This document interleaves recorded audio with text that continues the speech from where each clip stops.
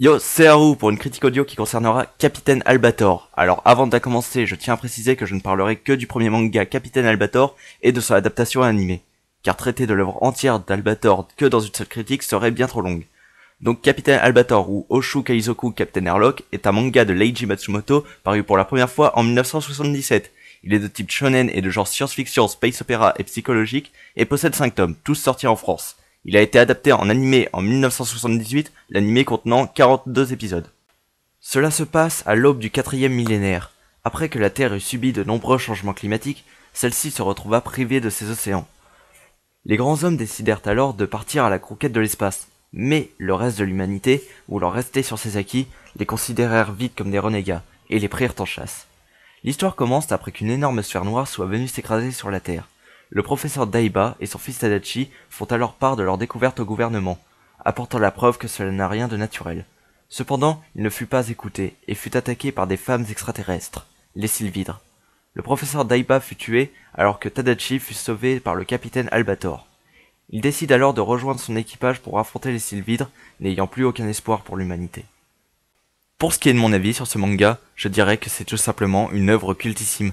Déjà dans les dessins. Bon, certaines personnes n'apprécieront pas les traits de Matsumoto et trouveront que ça a mal vieilli.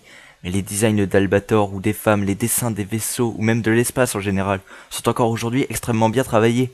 On peut voir un effort aussi dans les yeux des personnages qui, malgré leur manque de détails, arrivent à dégager parfaitement l'émotion qu'ils ressentent. Mais il y a également les discours que peuvent tenir les personnages qui sont tout à fait prenants et qui font réfléchir à la place de l'homme dans l'univers et surtout au rôle qu'il peut y jouer, chose que l'on remarque très clairement dans l'animé.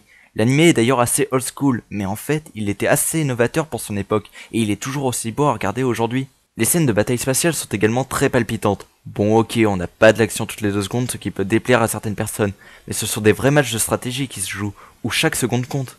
Les personnages sont tous intéressants, que ce soit les membres de l'équipage d'Albator qui sont souvent assez difficiles à cerner, ou les Sylvidres et leur chef Sylvidra qui correspond à une parfaite antagoniste pour Albator, ou même les humains qui sont une critique de la société de consommation devenue omniprésente aujourd'hui.